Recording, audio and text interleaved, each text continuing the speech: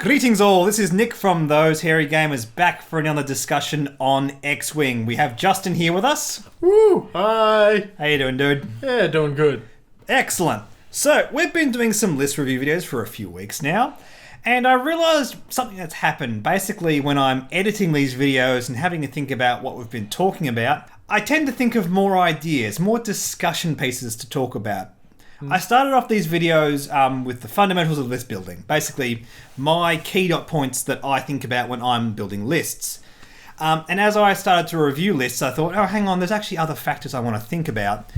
And I actually think it's worth making some more videos on those factors and actually discussing a bit more list building theory. So that's what these videos are going to be on, list building theory. Woo! We're going back to school, isn't it fun? So today, I'm going to have a quick chat about building blocks. Now, this is a concept that's not going to be foreign to a lot of you. A lot of you guys will know about this. A lot of you will know about this, but not consciously sort of know that it's something that you should be thinking about.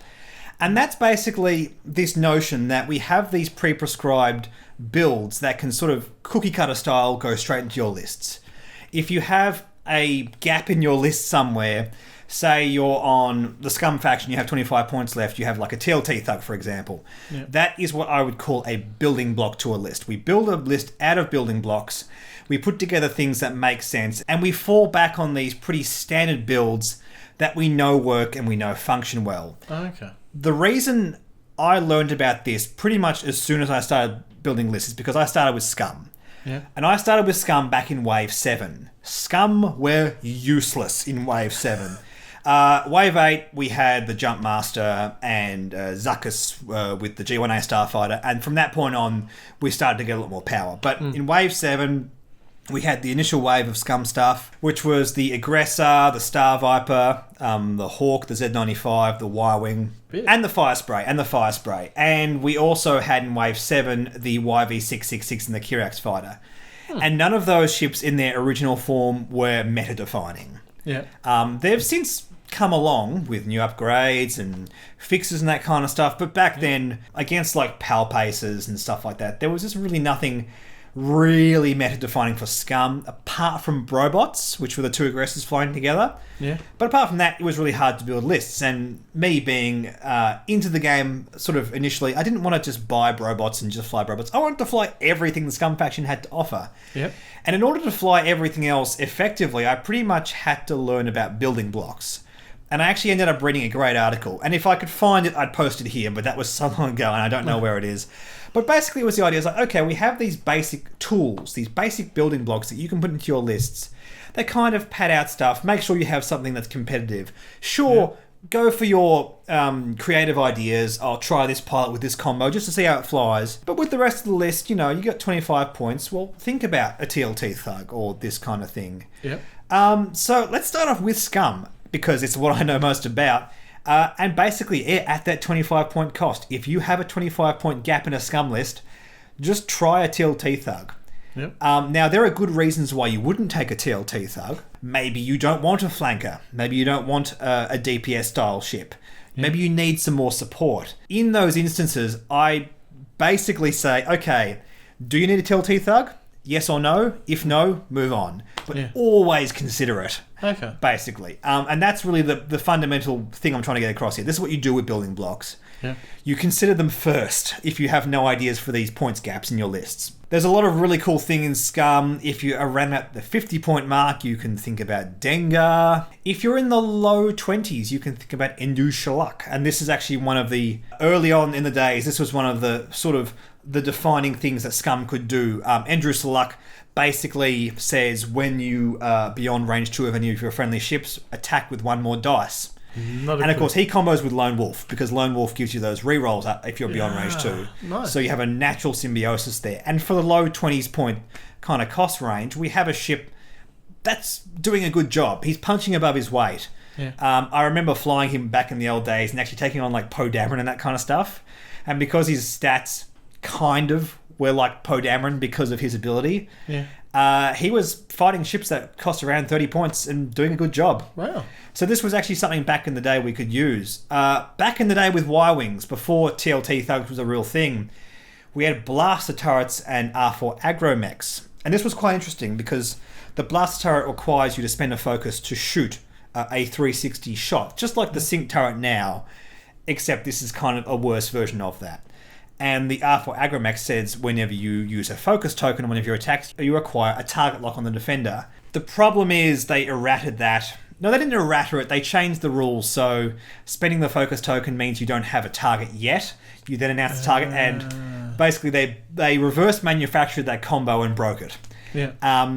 Which sucked because back in the day, Scum had nothing. So to take away their one combo hurt a bit.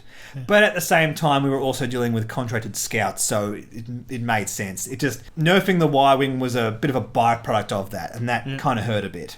But what I'm saying is, back in the day, that was our cookie cutter. That was our building block list that we used to put into the Scum faction to make it kind of okay. Yeah. Kind of okay. To give you something extra. To give you something that you knew would be a good use of those points. Yeah. And that's the whole concept we're having behind this. Let's move on to Imperials. Because we got a decent amount of cookie cutter lists we can use with Imperials. Imperials love 3 ship builds, and there's just so much they're doing at the roughly 1/3 of your squad points range. Yep. The mid to low 30s, you've got Sunterfell, the Inquisitor, basically any defender with an efficient build on it. Yep. It's doing so much. If we go down to 26 points, Omega Leader, bam.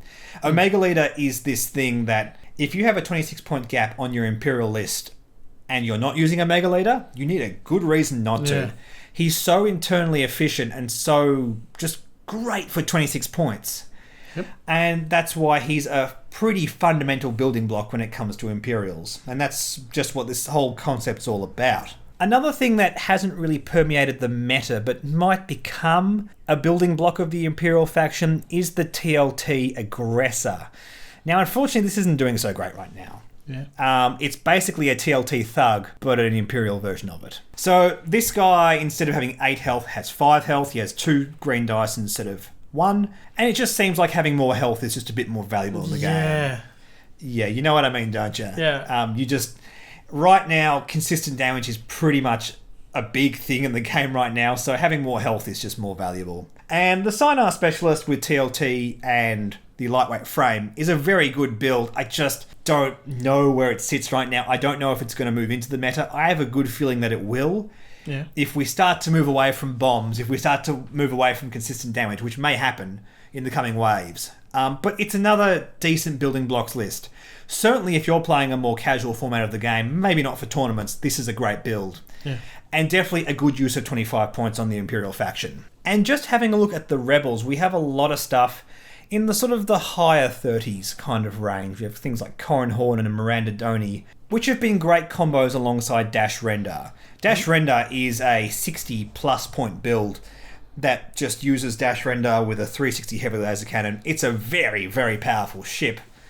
And basically, this build has existed in the meta in many different forms because his wingman keeps changing. Yeah. It used to be Corran Horn, then it was Miranda Doney, and now it's Nora Wexley in the Arc 170. So, and that's an example of these building blocks we have here. If we have a ship that's sort of in the high 30s range, putting it alongside Dash should always be a consideration. Yeah. Dash is that ship that goes alongside that kind of points value. It's also worth noting that the TLT Y-Wing builds are also great in the Rebel Alliance. You can just take a Gold Squadron pilot with TLT, and you can go for the R2 Astromech to give it a bit more green on its dial. Works very similarly to a TLT Thug from the Scum faction, probably a bit less efficiently because the unhinged Astromech on the Scum faction makes all the 3 speeds. Okay. Green, which means your red 3 turns are suddenly green. It gives you a bit more value. Yeah. But what's really cool with the Y-Wings on the Rebel faction is the Stress Bot. This is something that was in a list that took Worlds a few years ago, and it was this amazing thing that no one thought about until this list came up, and it's very efficient for 26 points. Instead of the R2 Astromech, you take R3A2, and you put the title on the Y-Wing. It basically says when you perform a primary weapons attack, you can then attack with the turret, but the turret must always shoot forward. Alongside TLT and R3A2, you can double stress your opponent. It means your ship's taking 2 stress, but you just don't care that much. You're like, oh no, it's my Y-Wing. Exactly. It's your cheap Y-Wing for 26 points. Yeah. You are locking down aces that cost a lot more. You might not be hitting them, but you don't have to. The fact that you're double stressing like a Sunterfell or something that just really wanted to take actions, you're giving them a real hard time. You're destroying their upgrade Symbiosis because sometimes they rely on actions, all that kind of stuff. And that makes the stress bot on the Rebel faction a great 26-point building block. Yeah. And that's something you have to remember. Basically, again, I have to say this. If you have 26 points in the Rebel faction, you think about this. You consider this. Yeah. Because that's just what I'm falling back on. You might notice when I was talking about, for example, the TIE Defender list that we were reviewing. Yeah.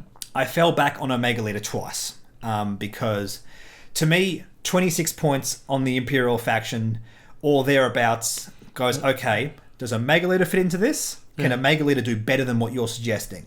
Yeah. If not, you should probably just fly Omega Leader. I know that's really boring, but it's proven and it is great. Yeah. Especially with some of the Symbiosis you have. Which brings me on to my next point. Building blocks are not always the best option because sometimes their Symbiosis doesn't work great with other ships. The reason I brought it up with the Defenders is because Vessery and Omega Leader are best friends because of target locks.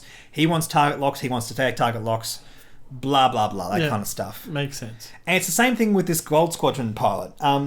If you fly alongside two aces, like in T-70 X-Wings or A-Wings or whatever, you're reducing your opponent's ability to fly whilst flying this alongside ships that are very good at flying. Yeah. And that gives you a huge board advantage over your opponent. But maybe alongside things like a Ghost, this isn't so valuable.